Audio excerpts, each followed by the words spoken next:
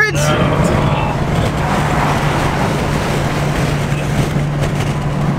For the second game. Hey, Rissima! Ha ha! Bye bye!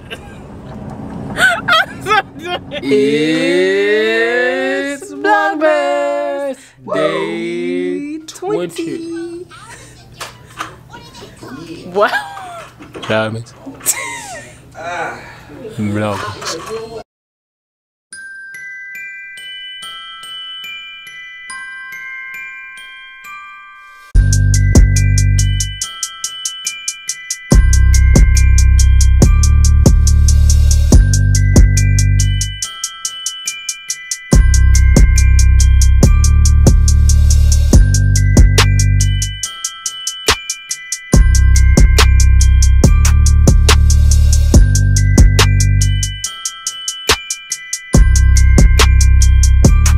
Good morning.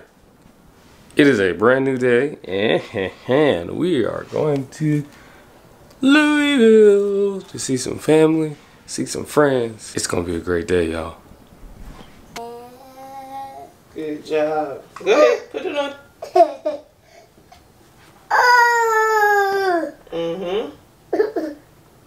Put it on. I'm dressed. Tay's getting there. Oh yeah, she probably need to get a retwist, right? Retwist style. Yeah. What that window?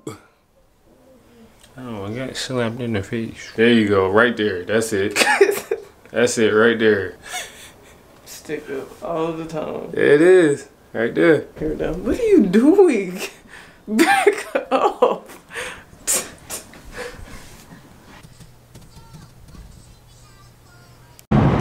What's up, everybody? It's a natural beat type of day. See? No lashes. And we got a game for y'all. Okay, so we're gonna play a card game. And the first one is called Rules. We've made up rules that Josh and I have to go by while we're on this ride. So right now we have like 2.5 hours to go. So my rule number 1 is every time we see a bridge, meaning if we cross a bridge, if we're going under a bridge, we have to roll the window down and flap our wings or our hands outside the window 5 times. And babe, what's yours? My rule is every time we see a red semi-truck, we have to say, red semi, ha ha, bye-bye. And then we made up a rule together and we do an angry compliment. Oh yeah, so we're gonna give each other a compliment but in an angry way. And then my part was every time we go 45 miles per hour or below. And so then the second part to that, for every 10 minutes that go by, we gotta do it again. So this should be fun. Yep. Okay. We're getting close. I was about to say we're getting close to a bridge. So y'all are gonna see us do the first one. But we do have a second game to play while we're playing this. So we gotta remember these things. And whoever remembers them, you know, hopefully could choose what the person has to do at the end of the trip. Whoever wins. Which will be me. Okay. But yeah, so the second game. Hey, Rissima, ha ha, bye-bye. Bruh, okay, he got me. He got me on that one. Cause I was not paying attention at all. That's not even fair. I barely caught it. But there's a bridge. Here we go.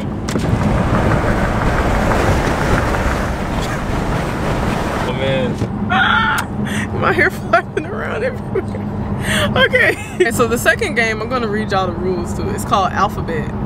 Let me make sure ain't no semi trucks for it. Okay. Alright, so it says take turns going through the alphabet. Each player must find the next letter either on something in the card. I'm weak. I hate this. I'm in the middle of saying rules. Do you understand? I can't believe that 70 red semis that bad. So once again, take turns Going through the alphabet. Each player must find the next letter either on something in the car, like the stereo, screen, or license plates, or road signs. So you pretty much, we're gonna just start off with A, like, I don't know if you see an apple tree. Right. Oh, so Josh found the accelerator. For the cruise control. Yeah, for cruise control. So we start like that, and then, I don't know if you see it. Red Semi! I got it this time, guys. We're crossing the bridge. Where? Right here? What you mean? Oh, come on. How does that even count?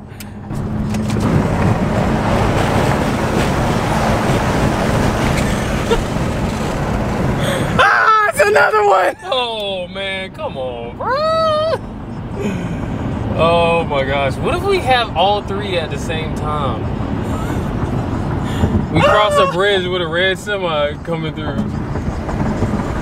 And we not going 45. Oh my gosh. Okay, we gotta get started on this next game. We supposed to be looking for something that start with a B. Okay, so you said accelerator, bridge. C is does it matter like who chooses it? Do we get points for who's choosing what? It's supposed to be one at a time. That's why I'm like, well, I thought you said A. Alright, my bad. So who? But now I'm gonna say bridge since you gave it to me. Alright, cool. So now I'm gonna see. Yeah. And what do we get? Like a 5-mile window or something? What? Yeah, sure. Oh, and now Jacob's calling. This is funny. Okay, so now we're in the letter C, and I'm gonna say center console. I like it with the double C too now. Okay. B. What do I have for B?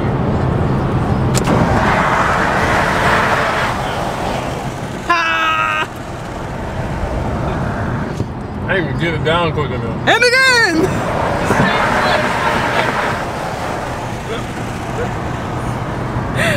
Ooh, this is funny. Display. Display right here. And dual display. Okay. Oh, dang it. It's a bridge. Woo!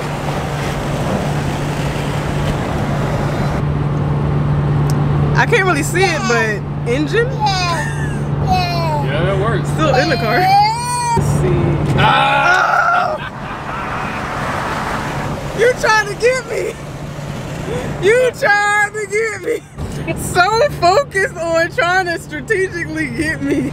He's like, she said we got to do it before it ends. So I'm going to make sure we at the end. Dang, I think I'm about to lose with this one. Well, you got a couple miles left. Yeah, but I really don't see anything. Oh. Oh! Infinity! Yeah. We're in infinity! Thank you, Jesus. I was not thinking that at all. There are a couple cars that start with a J. Lord, if you have a Jaguar coming this way, send him faster. See, that's what happens when you don't think outside the box. But I got one now. Guess what it is? What? Jacket. Okay. And there's a bridge. Yeah, there's a bridge.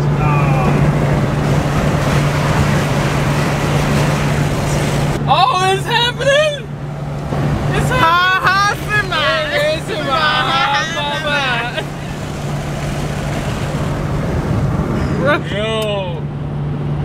Yo. I cannot. No, how? Oh my gosh.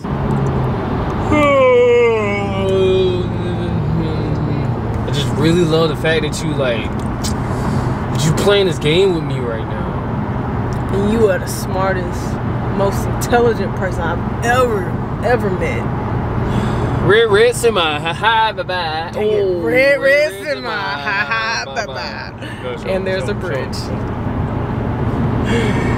And we're back at it, guys. Yep, back at it. So we have a topic of discussion during this short ride. So this is just a disclaimer. Okay, thank you, JJ. I'm not pointing anybody out specifically. If this sounds like it's a situation you're in, or you know about it, just keep it within yourself, you know. But we just wanted to talk about it because it is a problem, a big issue, and I feel like we need to figure some stuff out, or help people out, help ourselves out. So the topic is, or the question is, why is it that I'm not going to specifically say men, but why is it that people get married and still have feelings towards other people, are still reaching out to other people, and not in a friendly way, but disrespecting their spouse? You know, why is that? I've seen and heard of a few situations like this, and one of my questions for Josh was, why is this so, I guess, so popular, so common? And then the other thing was, what does the person reaching out to somebody, it can be somebody single or married too, what do they expect the person on the receiving end to do or say back? Because you know, if I was in the situation on the receiving end, my first instinct would be, oh heck no, like you tried it, you tried me, you tried us. And then I would be telling Josh, because I be telling him everything, like it don't even matter what it is. And then we would be on like a whole nother level together, like, okay, what we gonna do, how we gonna handle this situation? I don't know what I would say back to the other person. First of all, my first instinct to say to them is, okay, like, what do you want me to do? What do you want me to say? And then I would definitely put them in their place. Like, I don't feel the same way because I'm married to the person that I wanted to marry. But yeah, it's very, very, very disturbing. But how you feel about it, babe? I really don't know, honestly. I'm trying to come at it from a place of understanding I don't have a lot of experience, like knowing who I am, and I know I'm not a person that fights first. But I am someone that likes to think about God and think about how this could affect things later on. So personally, why do people get married and still have loose ends? It's because they think being married is going to instantly change something. They think that once you have the ceremony, then okay, boom, now we can start walking together, we can start running together, we can this is now a part of the dream, when actually it's not. You know, you get married and there's always supposed to be this window of time. Before that, you're single. So there's like 5 steps: being single, friends, dating, engaged, and then you're married. And you have all this time to tighten up or get rid of these loose ends. And people just don't do that because of the lack of time, or they just think that it's instant, like something's gonna happen instantly. I mean, that's how I feel about it as of right now. Yeah, so the other part about it was, for me, people who in a sense act holier than thou. So there's a situation where I've seen plenty of times where somebody acts one way on social media specifically, or even in front of their spouse, in front of their family, but are low-key still trying to reach out to people, flirt with other people. And that's confusing too, because especially to me, when you're putting a religion involved, that's called being a hypocrite, you know? So it's, you know, specific situations like you're putting out there on Facebook, let's say, you know, I'm so blessed to have this person in my life, and God sent them straight from heaven, and the Bible says he who finds a wife findeth the good thing, and you know, all this stuff. And then almost every week is putting something good, positive out there on social media. But on the low, you are always texting another person saying, man, I wish I was with you and I still got feelings for you.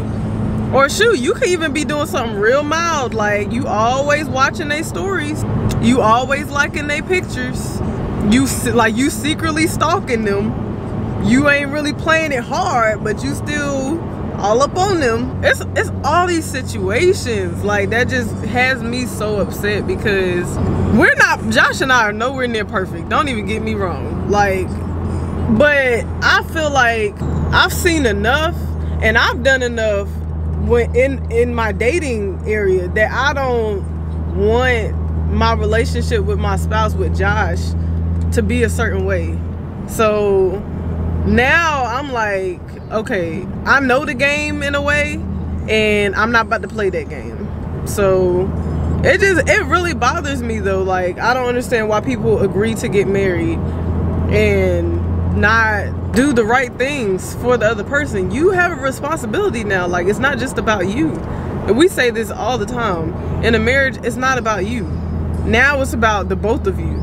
And your feelings and how you think is not the primary concern anymore. Now you're trying to fit two minds into one, trying to fit two emotions into one. So yeah, comment down below if you have anything to say about this. If you maybe are a counselor, you know, you have some suggestions as to how people should handle this. Or if you're in a situation, you just want to spill some tea, go ahead and spill it.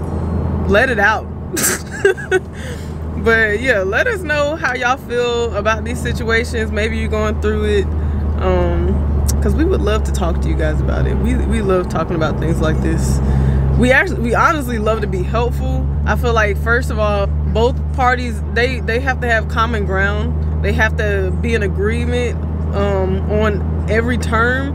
But at the same time, most importantly, you cannot be disrespectful towards your spouse. Like, regardless of if y'all have differences or not, that's a line that you obviously just don't cross. So that's very plain and simple. I feel like you cannot, like, butter that up. You can't sugarcoat that at all. Nope. We have arrived and Babe's trying to park, so this should be interesting. Interesting? What you mean?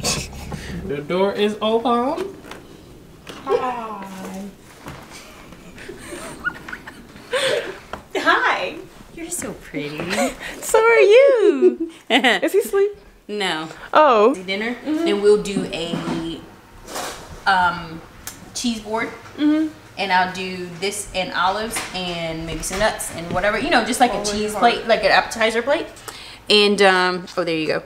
And the first time I did it, I didn't tell Doug that we didn't have real cheese, but I really literally just, it goes great with the olives too, because you know olives are salty. So this is So this is my wonderful sister. And that's why even when you use this, like if you're using it melted, you gotta go light. I have one that you would not eat, right? This is the bread I'm talking about. This is the plain, because I use the plain as sour cream. Oh yes, yeah. Yeah, and it has a tang. Oh, that makes sense. See? Yeah. That's why they make this flavor. Yeah. Are you trying to figure it out, JJ? Almond.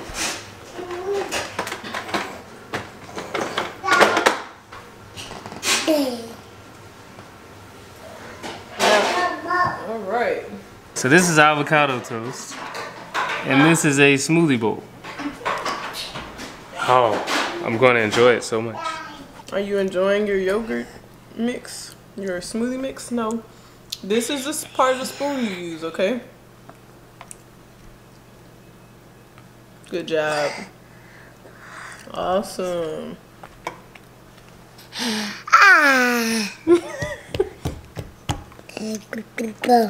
And we're off again. That was a very nice visit. So glad we came.